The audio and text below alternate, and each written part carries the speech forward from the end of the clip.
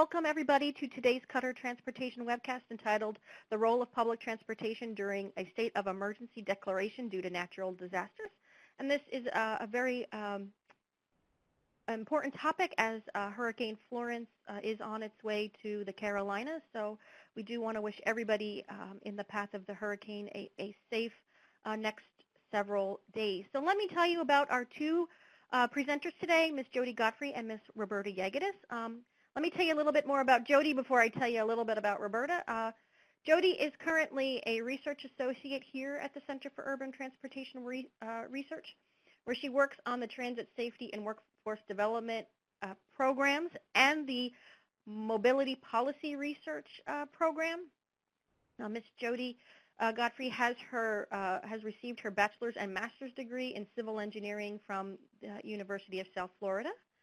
She also is a member of the Transportation Research Board's, TRB's, Task Force on Transit Safety and Security, and she is a graduate of the Institute of Transportation Engineers Leadership Program in the class of 2017. Jody's passions revolve around transportation safety and security, and she is committed to making the transportation network safer for all users. Let me tell you a little bit more about Ms. Roberta Yegadis. She's an affiliated faculty member here at the Center for Urban Transportation Research, where she contributes to many publications and training curriculum developed ranging in topics from federal regulations to transit safety and organizational leadership. Roberta has over 30 years of professional and executive management experience with 13 years at Greater Bridgeport Transit, both serving as the administrative and later the chief operating officer. Roberta has previous experience working with the Connecticut Regional Office of Emergency Management, leading EFS1s, and she's a graduate of the Bridgeport Leadership Program and APTA's Leadership Program. So with that being said, I am going to hand the rest of the time over to our presenters. So I think I'm going to hand it over to Jody. Jody, you want to take it away? Yes, thank you so much, Stephanie, for that kind introduction. As Stephanie said, we're going today to talk about the role of public transit during state of emergency declarations due to natural disasters. So Roberta and I are presenting. However, we would like to also acknowledge our colleague Reno Salicito, who helped co-author the report that this presentation is based off of. And we also received very valuable input from the Florida Transit Safety and Operations Network and the Florida Public Transportation Association and their members, so we want to acknowledge them as well. So this research stemmed from some of the selfless work that occurred during and just following Hurricane Irma in Florida last year. Roberta Yegadis was instrumental in coordinating communications between the Florida Department of Transportation and many of the transit agencies across the state. While Reno left his family at home so he could travel to Miami to use their transit buses to then transport the recovery workers to and from the Keys daily, bringing them back to the mainland every evening so they could shower and rest. And so their selfless efforts were praised repeatedly by FDOT, and we took this as an opportunity to expand on some lessons learned.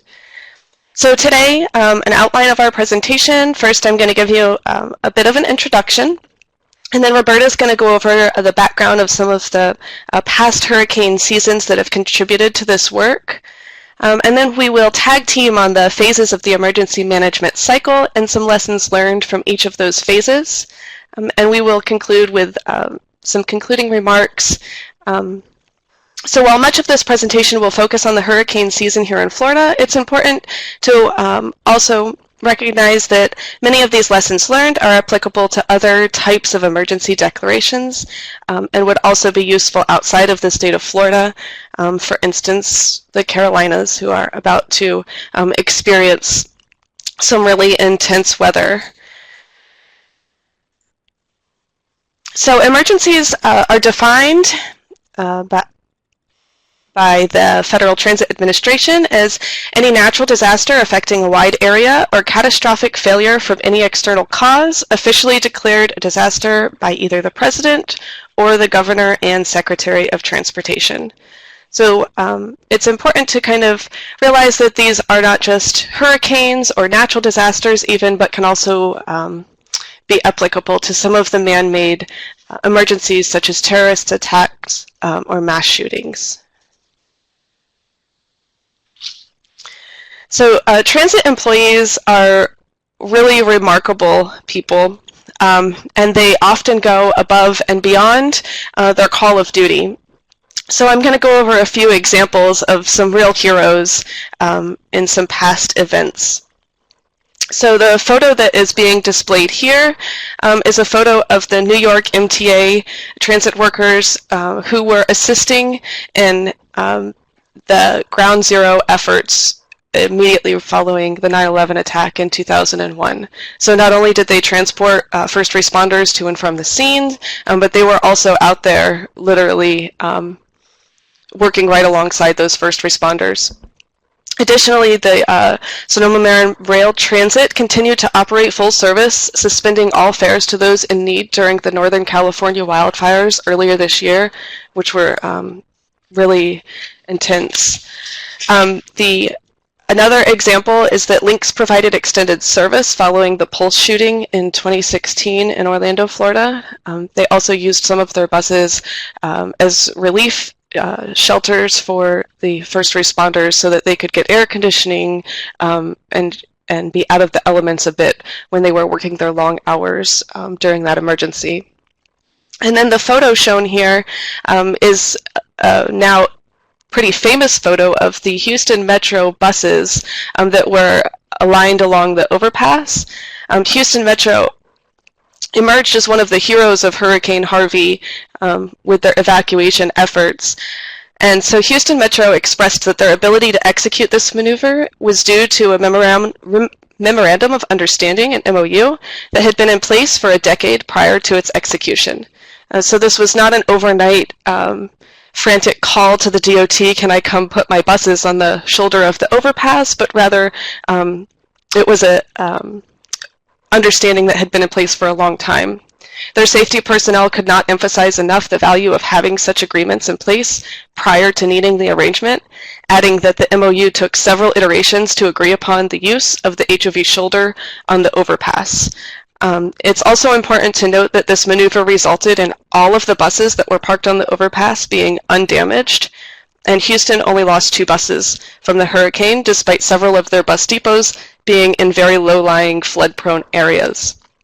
And this is a situation that was very similar to Hurricane Florence right now, where the hurricane just kind of sat off of the coast and brought so much water in that the flooding was inevitable. So Houston knew that some of those areas that were prone to flooding were definitely going to flood, and that they would need to execute that understanding that had been in place. And so, ready or not, the peak of hurricane season is here. This obviously was a couple days ago. Thank goodness Florence is now back down to a Category 2. And now Joyce is another disturbance. And then there's another disturbance in the Gulf of Mexico that has a 50 to 70% chance of developing into a hurricane in the next 2 days. And so a lot of action going on in the tropics right now.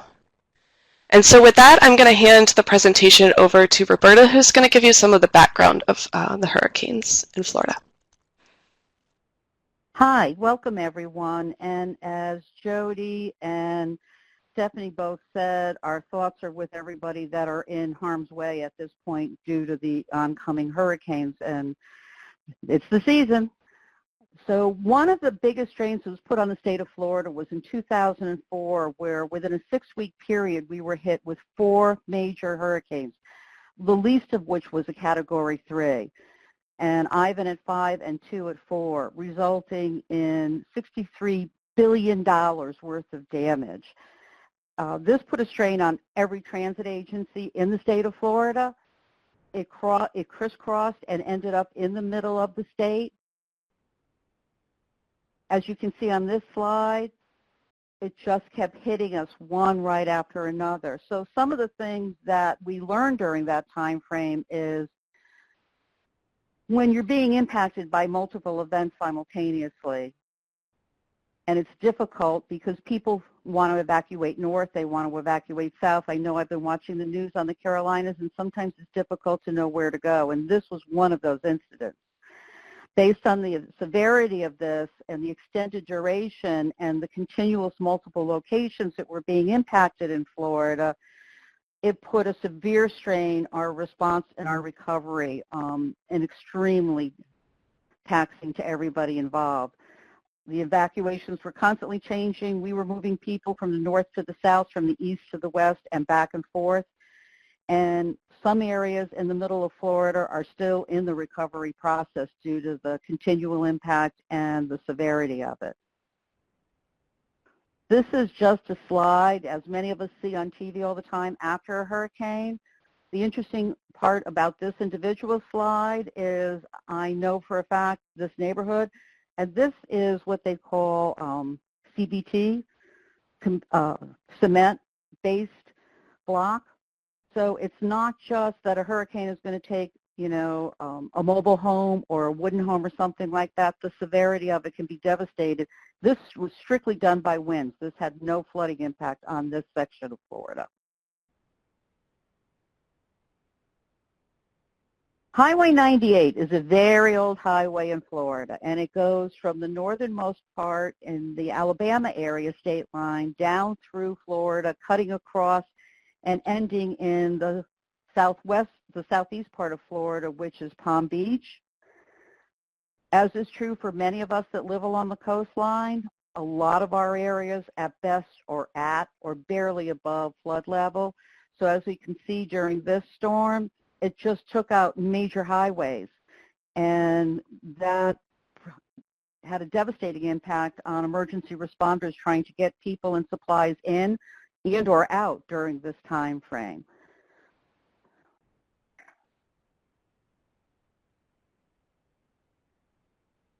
So some of the things that we realized during the 2004 hurricane season was that 60% of our fixed route and 90% of our community transportation providers experience issues.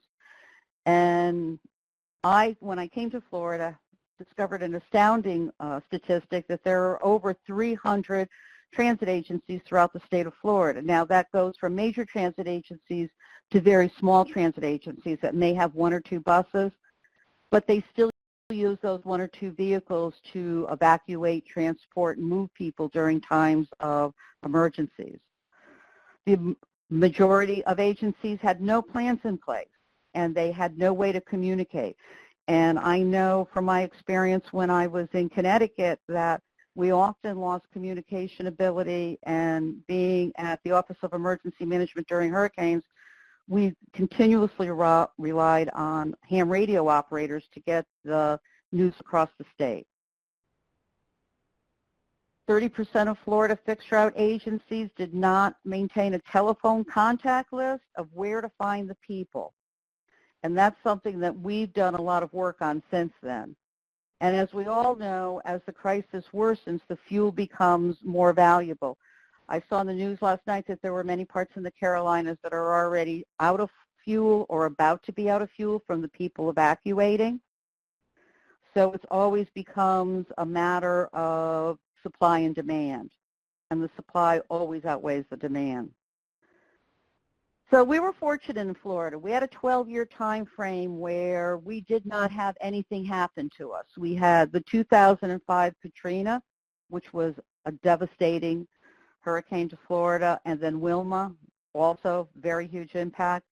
And then we sat there for many years thinking, wow, you know, it's been a long time, until last year for some reason we realized that, you know, it's about time, something's going to happen. So in the spring of last year, Qatar, with the assistance of the Florida Department of Transportation and the Florida Public Transportation Association, did an outreach program to all 300 transit agencies, getting multiple emergency contacts, both their office numbers, their phone numbers, personal and professional emails, who would be in charge, who would be the decision makers. It was paramount to get people in maintenance contacts, because obviously these vehicles are going to be running 24/7, and we need to support them throughout that. And because of that, by the time May came, we had a fully up-to-date list of every transit agency in the state of Florida, which made handling that much easier for the Florida Department of Transportation. They had a readily available database to contact anybody they needed throughout the state. Florida is a very long state, so there are times when we are evacuating people from the very northernmost corner in Jacksonville down southern throughout the state of Florida, and we needed to ensure that there were facilities with maintenance people available to maintain those vehicles as they travel throughout the state. This is just an example of what happened in 2017, and for those of us on the Gulf Coast, we know that there's a very good chance on an annual basis that something will happen to us. And in Florida, it either has a devastating impact primarily on our Keys or in the Panhandle portion of Florida. And what happens is the hurricane moved last year and kept changing course. We had originally evacuated people from Key West and the Keys up into the southwest coast of Florida, then moved them to the southeast coast of Florida, and then ultimately up into the northwest part of Florida, because as the hurricane kept moving, we had to keep moving people along with them and finding shelters along the way. This is one of the islands, as Jody was saying before. Reno, one of our team members, played an instrumental part, working 20 hours a day, taking vehicles from Miami with DOT workers to clear the road so that we could get down to Key West on a daily basis, and transporting them back to Miami for rest and food and shelter. And this went on for over a month. With that, I'm going to turn it back over to Jody for some slides. Thank you so much, Roberta. So from here, we're going to get into some of the meat of the presentation, and we're going to talk about the phases of the emergency management cycle. So the figure that you see on the slide here is the FEMA All Hazards Approach to Risk Management, which was developed in the 90s. And this notion does not mean that emergency managers have to plan for every possible outcome. It instead means that all possible hazards should be considered. And so, as you can see in the figure, these are purposefully overlapping segments. So mitigation purposefully overlaps preparedness and recovery, and it's also a closed loop cycle. So it does not ever end. Recovery transitions into mitigation to start over again in a continuous preparation. So I'm going to cover the mitigation and preparedness phases, including some lessons learned from each of those, and then Roberta will jump back in and cover the response and recovery phases. Mitigation is defined as any sustained action that reduces or eliminates long-term risk to people and property from natural hazards and their effects. So mitigation is really anything that can minimize damaging effects, such as securing your property, strapping down water heaters, anchoring bookshelves to walls, buying or checking your insurance. And again, as I mentioned in the previous slide, mitigation measures can not only be part of the recovery phase, but can also be part of the preparedness phase, as it's part of this closed loop that are very interconnected. There are two typical types of mitigation measures, both structural and non-structural. So when we're thinking of structural mitigation measures, we're thinking of solutions like flood protections that are going to protect your actual facilities. And then non-structural mitigation is going to include things like legislation or even land use planning, such as the designation of non-essential land like parks to be used as flood zones. Some key points of this mitigation phase are that it takes place before and after the emergency, but not during the emergency.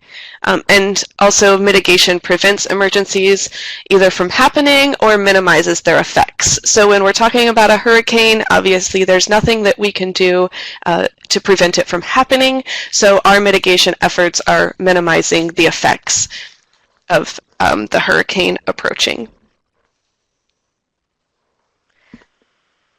So some lessons learned from the mitigation phase in Florida. First of all, don't forget to check your insurance coverage prior to the onset of hurricane season.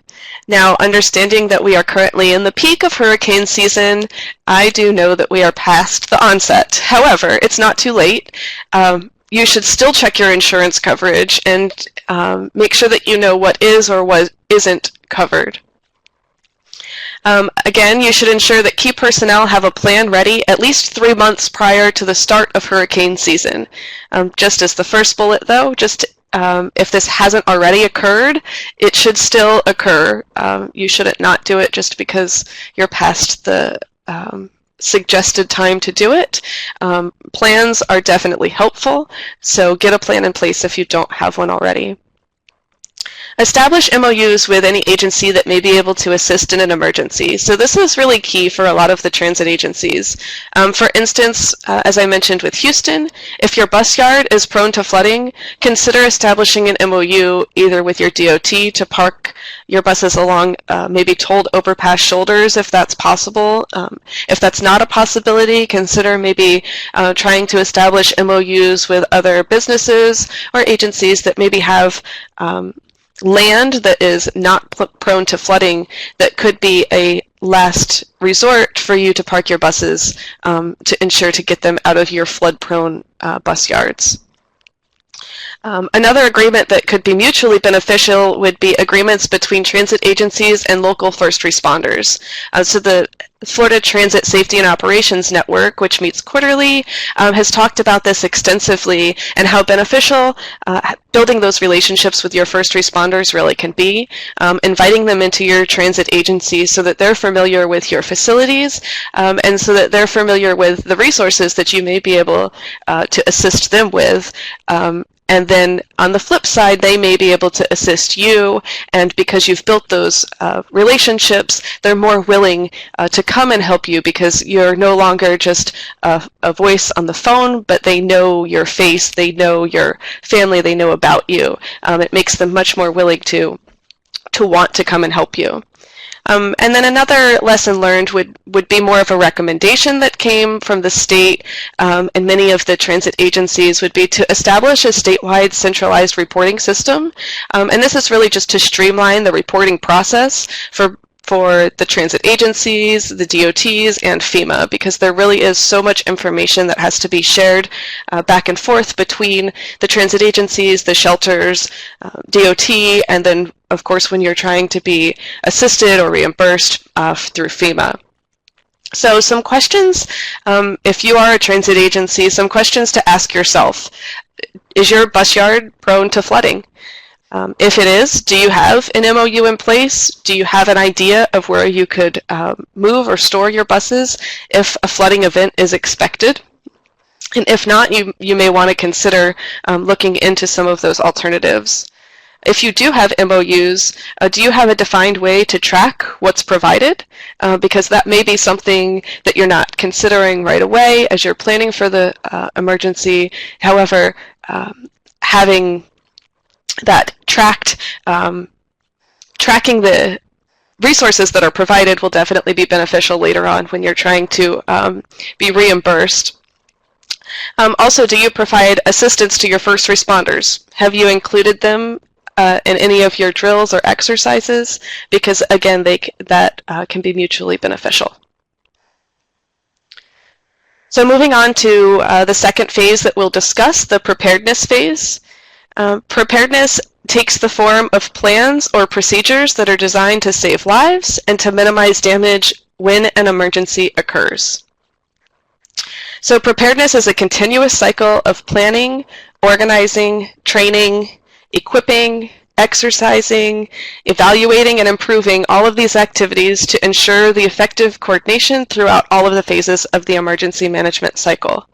These activities will ensure that when a disaster strikes, emergency managers and safety-sensitive employees will have the ability to provide the best response possible. So in the preparedness phase, emergency managers develop plans of action to manage and mitigate their risks, and they take action to build the necessary capabilities needed to implement those plans. Some measures of the preparedness phase include, as Roberta mentioned previously, updating all of your emergency contacts, which really should be done at least annually, especially when you're talking about EOCs. Many times the people that are working in the EOCs are let's say, dynamic, and maybe don't stay there for more than one hurricane season.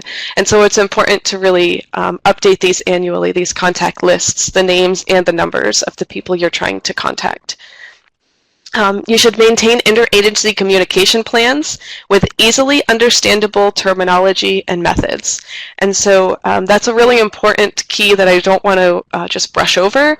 It's really important that your plans are understandable and simple so that when an emergency does occur and everyone is frantic and stressing, that they're not confused at what it is that they're supposed to do when they're looking at your plan. A proper maintenance and training of emergency services, developing and exercising emergency population warning methods, preparing shelters and evacuation plans, stockpiling, documenting inventory, and maintaining disaster supplies and equipment. And so I think the one to really highlight there is again, documenting the inventory. Documentation is going to be beneficial, and it's something that I think is overlooked often in the height of the emergency. There's good news. There are tools out there to help you, and you don't have to come up with these exercises on your own. FEMA's Hurricane Toolkit indicates preparedness measures should occur every second week in May. Just as I mentioned previously, I know it's past the second week of May, but you should still definitely look into some of these preparedness measures if you haven't already. This FEMA playbook for organizations includes tabletop exercises that are tailored specifically for transit agencies, and they give specific scenarios and help guide you through these exercises so that you can perform them with your employees. Family preparedness is another important part of the preparedness phase. Let me just take a moment to emphasize that if the employee's family is not prepared, there is no way that that employee will choose work over their family when the emergency is imminent. And so it's really important that you encourage your employees to put a plan in place at home, and it's mutually beneficial to provide resources to them to help them develop successful plans. So ready.gov has a hurricane toolkit which helps with just that, helps to provide family home plans. And just as a brief overview, they have a 4-step plan which starts by discussing those 4 questions on your screen. How will I receive emergency alerts? What is my shelter plan? What is the evacuation route? And what is my family household communication plan? And so those are important questions to ask within your family so that you all are on the same page. The second step of that plan is to consider specific needs in your household. And so the bubble to the right, the little thought bubble, talks about safeguarding your critical belongings. So do you have a pet? If you do have a pet, you should really consider the identification of that pet and make sure that your pet ID tags are brought with you if you're going to evacuate your home or you're going to go to a shelter. Financial and legal documentation, you want to make sure that this is all in one spot so that you're not forgetting it when you do decide to leave, if you decide that evacuation is the route you need to take. Additionally, medical information is really valuable to have with you in these critical times. And then also your valuables, because you don't want to leave your home, obviously, with valuables able to be ransacked. And so then you'll want to fill out your emergency family plan and then practice your plan just as you're going to do in your agency with the tabletop exercises from the Hurricane Playbook. You also want to practice this plan, this family plan that has been made, or ensure that your employees are practicing their family plan. Again, I just want to reiterate that if your employees are not prepared at home, they definitely will not be coming into work. You will not be able to get a hold of them when you're trying to get a hold of those safety critical employees. You may also want to consider agency facilities to be used to shelter your employees and families if your structures are built to withstand hurricane force winds and are not prone to flooding. So those are two big ifs. However, many new facilities are built to withstand hurricane force winds. So maybe your bus barns would be an acceptable place to shelter critical employees if they're built to those standards. You may also consider offering facilities to first responders if there's room to do so. More than one transit agency in Florida opened their facilities in 2017 during Irma to their employees and their families, just to ensure that they would be present when their attendance was critical. So not only did they offer to shelter their employees, but also allowed them to bring their families and their pets, just to make sure that they would be there when the time was at the time that they were needed. And then it's also important to consider, if you're going to shelter your employees or first responders, that you're going to need resources like water and food to keep them sustained while you're sheltering them. So some of the preparedness lessons learned. Outdated contact lists will add to the stress of an emergency, and we all know how stressful these emergencies can already be. Accommodations for assets like buses are not typically possible in the heat of the moment or without prior agreements in place. So just like Houston mentioned that it took several iterations of their agreement to park their buses along the overpass, these types of agreements don't typically happen in the first round, and so it's important to definitely consider getting those agreements in place before the hurricane or emergency arises. As I mentioned on the last slide, be prepared to feed and shelter those employees if you're expecting them to be available, and make sure employees, the families of employees, are considered in the emergency plans to increase the likelihood of compliance with the plan. Temporary identification was something that Reno mentioned may be very valuable, especially when encountering checkpoints, just to re-emphasize to some of those emergency responders that you are supposed to be there, that you are supposed to be driving that bus with the DOT relief efforts. And then teach employees how to use the statewide centralized reporting system that was recommended to be established in the mitigation phase. And so with that, I will turn it over to Roberta to talk about the third and fourth phases.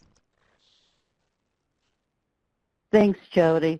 So now that we've done all our preparedness, hopefully, and now panic is about to set in, because no matter how prepared we are, everybody in transit knows how it impacts us. So I've been told many times over many years that our motto is kind of like Semper Gumby.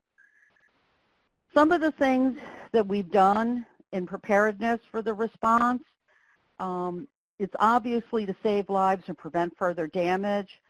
Some of the areas that we in Florida have taken, as Jody said, we've sheltered families, employees, and pets in place. We've had rolling refueling stations where we've just contracted with our fuel providers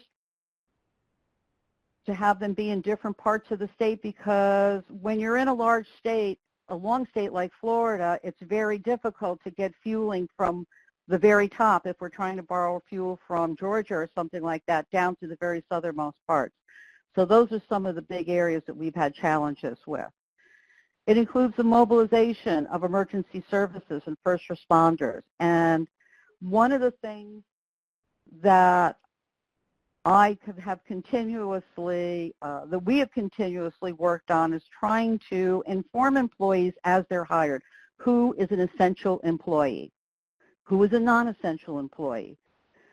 If you're furloughing some of the non-essential employees, what are you going to do with them during that time? Are you going to pay them? Are you going to put them in a different part of the organization or the county where they may be of benefit to somebody else? Are they going to be required to use their vacation and sick time? The activities include damage assessment, searching, and rescue for firefighting and sheltering victims. And one of the biggest areas that we've had issues with, and I know that everybody's had issue with, is the continuous communication, that it be cohesive. During some of our events, we've had agencies transferring people to shelters that had already been closed because due to capacity, or they have not been open yet because they had not been informed that the other shelters were already at capacity. So even when the event is predicted and we know exactly what's going to happen, we're not always capable of handling the severity and or the consequences because the storms, especially the hurricanes, change on a day-to-day basis. As Jody said, yesterday Florence was a hurricane level 4 and today it's down to a hurricane level 2, which may change again as well. But also keeping communication open with the public at all times through media, web pages, any social media you may have is of utmost importance because they may be going to evacuate to a bus area that may have already been closed. The police may have already said, we're shutting down this area, and as we all know, we encourage people to evacuate, and then when it gets to the point where we can't get there anymore is when they want to evacuate, and that often leads to additional problems and challenges.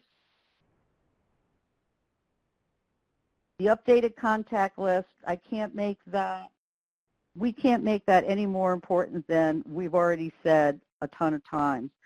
But also to have shelter listings and alternate routes.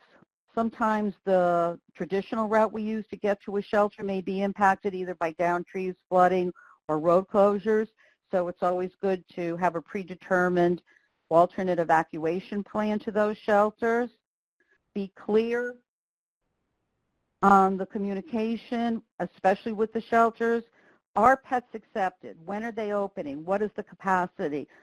I'm a pet owner, and I will be honest, I would not leave my pet behind. And I know that one of the most important things when evacuating people, and we've encountered this, in the middle of the night, 2 or 3 o'clock in the morning when we're trying to evacuate people and they want to bring their pets with them. If the pets are in control, if the owners are in control of the pets, just for expediency's sake, I would say let's move them off. I mean, we're not going to leave them behind if possible. Satellite phones are, sometimes the departments of transportation have satellite phones and they locate them in strategic points throughout the state so that they could be easily transferred. And they're very, very helpful to assist in communication with the hardest hit areas because that communication is always the biggest challenge that we have. Ensure that employees are using the centralized reporting system if you have one. And I would encourage everyone to look into developing one if possible because the response puts preparedness plans into action. That's where, as they say, the rubber really hits the road. So even when we know what's coming and we think we know where it's going to hit and we think we know what the consequences are going to be, there's always something that happens that's out of the norm, that's out of the usual course of business that we didn't anticipate. We've always made it a point of making sure that we have ample supplies of fuel, that we top off all the tanks before the event hits, that we have partner agreements with other agencies. Some of the questions to ask ourselves: do we have local shelters in our location? Do we have shelters for people with special needs? Do they have emergency generators for those people that require oxygen or other life-sustaining methods? dialysis, things of those nature. I know a lot of our transit agencies provide continuous transportation in the normal state of events to dialysis clients. What happens when there's an emergency and the hospitals get to capacity and the dialysis shelters? I've seen dialysis shelters set up in maintenance facilities. What happens when we have a higher than expected number of people seeking shelter? These are all the things that I know that we all keep in mind because we all do this, and we're professionals in this area. How many people can you put on a bus at full capacity? How many times can you get to that if it's starting to flood? You know, can we put more vehicles at one time into that area? And think about the delays that are contributed to difficulties of moving of people in past experiences. At some point during high wind episodes, the fixed route vehicles can no longer stay on the roads because of the wind impact. They can roll over as well as other vehicles. So those are all some of the things that we should think about. Transporting crews back and forth and making sure that we know who is where when we have our employees out there as well. And the recovery stage includes all actions to maintain a safe level, and it's ongoing until we're up and 100% running. One of the steps that the Florida Department of Transportation initiated last year, that for every transit agency, that once the event was somewhat behind us and we could start thinking about bringing service back up and running, is to continuously have road supervisors out there going through all parts of the route to see what trees are down, and on a daily basis, so as the roads get cleared, we can bring our service back up to normal as soon as possible. So it needs to be ongoing and immediate, and it needs to include reducing detours to the extent possible, reducing route cancellations, and resuming regular service, because what we've all found that happens is as soon as the event is over, everybody thinks that everybody is back up and running. Well, many of our riders rely on our transportation to get to work.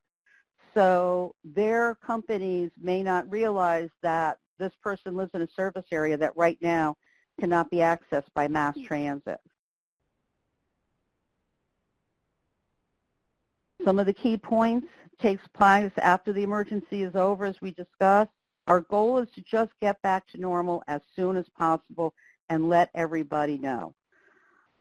Making repairs and filing insurance claims, if applicable, and assessing the mitigation and preparedness and response phase actions and refining them as the time goes on for the next time, because these are all living documents, and these are documents that all of us have episodes that happen and we're like, we never thought of that before, so let's go back and revise the plan. One of the transit agencies in Florida last year during the recovery phase could only provide transportation from sunrise to sunset because there was no power and the traffic lights were out. What do you do in those type of events?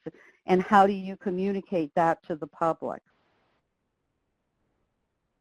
Assessing the conditions. By the way, that's for anybody who has not been to Key West. That's mile marker 1, the southernmost point in the United States. Access homes, and prior to releasing elderly or disabled people, ensuring that if we're putting them back, they're going to be safe because they want to go back home to where their comfort point is, and sometimes we're not able to do that right away. Key West was heavily devastated last year. They were bringing people in literally by boat and ferries with equipment to regain access to places within the Keys.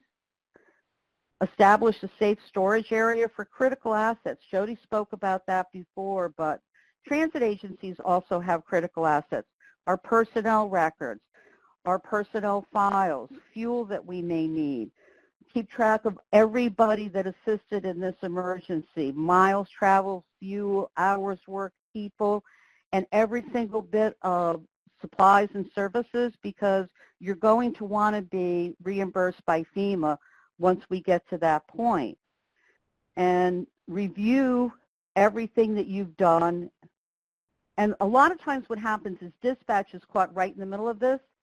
So often some non-essential personnel have been provided to dispatch to keep notes and track of who's doing what. So when the FEMA reports get to be processed, we have some good notes that we can rely back on. And a reporting system that's standardized would allow all of us the information that we could communicate clearly throughout the state. And some of us are so busy sometimes that we kind of let things go through. But if you can take non-essential personnel and put them in key positions where they could keep track of actions and hours, it would be most beneficial. And a statewide centralized reporting system. We in Florida are working on this. We are not there yet. We're working on a real-time log where people will be able to put in on a daily basis the employees, what they worked, fuel usage, damage, things of that nature. Think about how our agencies handle this and how would we be able to share this with some of our peers. Just as a side note, before I turn this back to Jody, one of the actions that a transit agency in Florida took last year, and it simply was not a conscious decision, it just happened to work that way, is they used all their alternative fuel vehicles to evacuate people, which enabled first responders to use the fuel that they had in their tanks on their transit facility to support other people during this emergency. So just some of the things that we can think of is what can we do to mitigate the impact on ourselves and others. So with that, I'm going to turn it back over to Jody. Yes, thank you so much, Roberta, for making that point.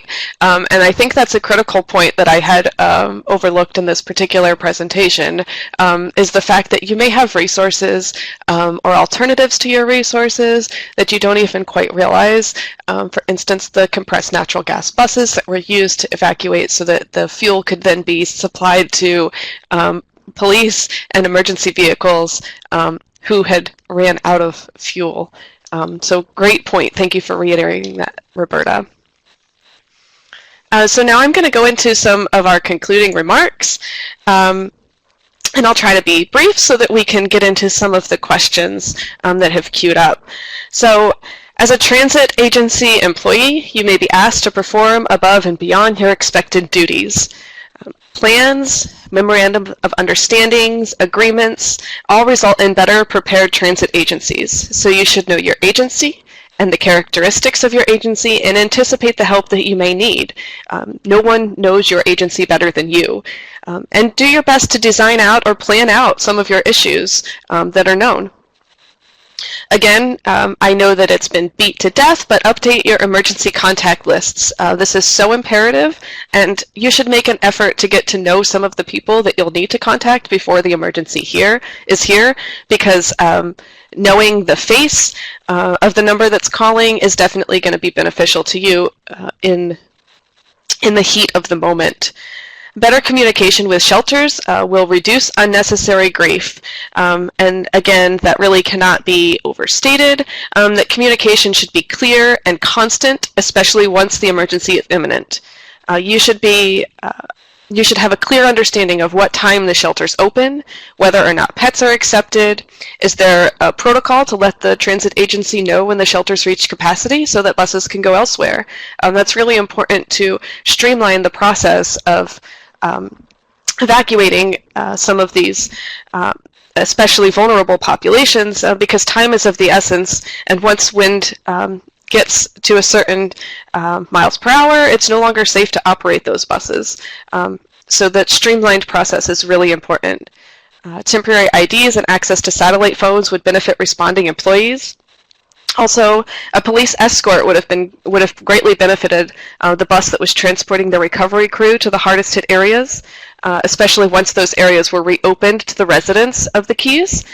There was an amazing traffic jam that occurred right after those areas were reopened that allowed the residents to go back into the Keys, and that traffic jam caused hours of significant delays in the recovery work.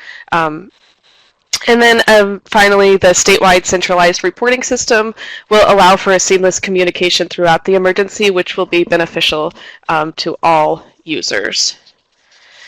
And so some resources that are available to you FTA, FEMA, NOAA, and the National Hurricane Center all have really great resources, and if you dig around a little bit, they have some transit-specific resources that could be really valuable to you as a transit agency.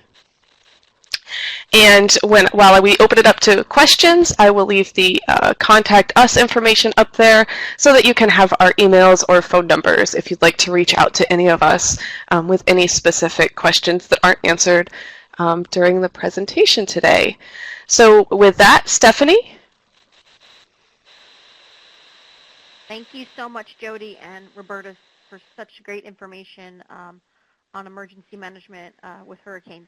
I will go back to that contact slide, but I just wanted to remind everybody how to ask a question. There is the Q&A box located in the bottom right-hand corner of your screen. So type in any questions and or comments you have. And as we're going to spend the next few moments on these Q&As, I will go ahead and open up the evaluation for you on your screen. So if you could just take a few moments to complete that evaluation for us as we go through these questions. So the first question comes in. It says, how could you comment on the role of public transit in serving vulnerable populations, seniors and persons with disabilities during? Sure, I'll start with that, and then Roberta, if you want to add, you can jump in also.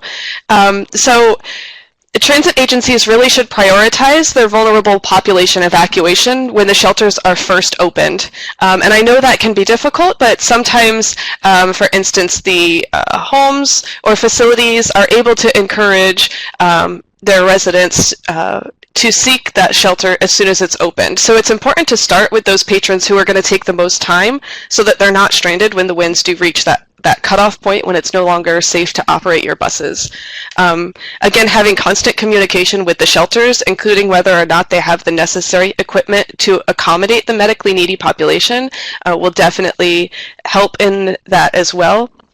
And I know in my particular town, it was a joint effort between the public transit agency, the school board, and different ambulatory services who all kind of coordinated together to help move those vulnerable populations out of the dangerous areas and into some of the shelters.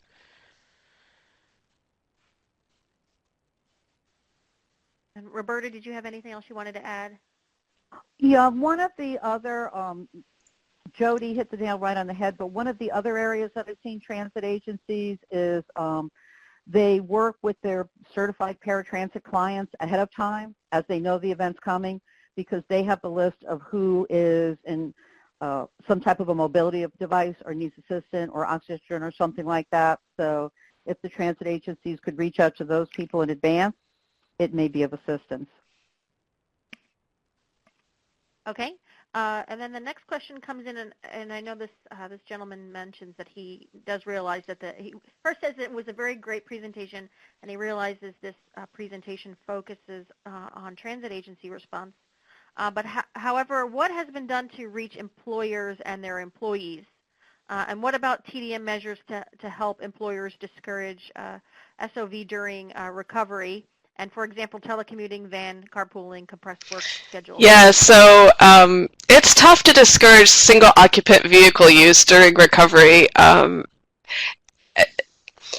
We do encourage all employers, especially in these really hectic times of emergencies, to allow their employees to telecommute, to work compressed work schedules, to take time off.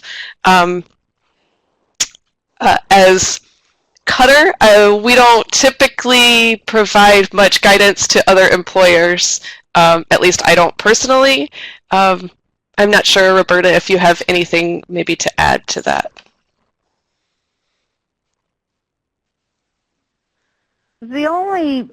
My only experience in that area has been it normally goes with either the state or the local offices of emergency management. I know many times they'll make announcements saying, you know, we discourage single occupancy vehicle travel right now. We encourage everybody to stay home. And I know many of the employees in affected areas understand this and do allow telecommuting on those occasions. But as Jody said, we at Cutter do not formally do something in that area.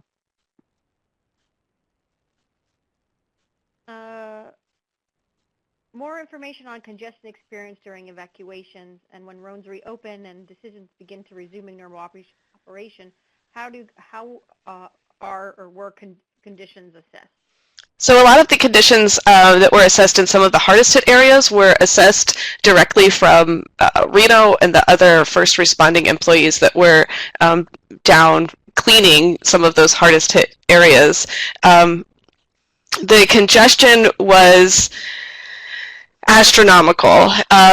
I'm sure you have seen some of the figures of the congestion out of Florida prior to the hurricane, and then even after the hurricane left, the congestion trying to get back into the state and the lack of fuel, and a lot of those other difficulties. And so really our guidance is to do the best you can, the quickest you can, in a safe manner.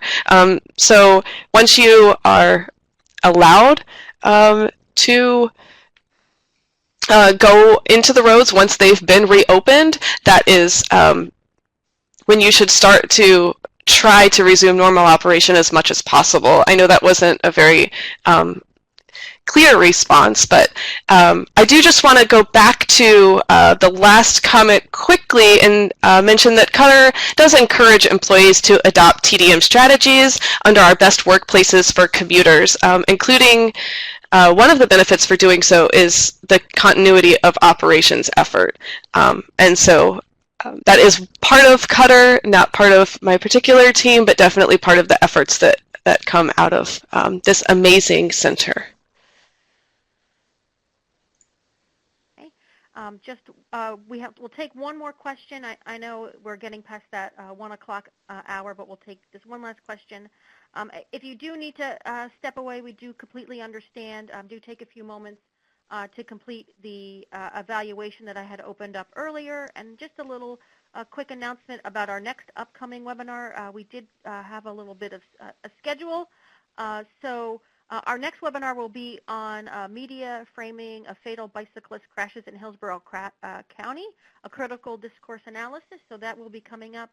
But Jody and Roberta, if you could just take this one last question before we end today. It says, how do you get transit-dependent folks back if they can't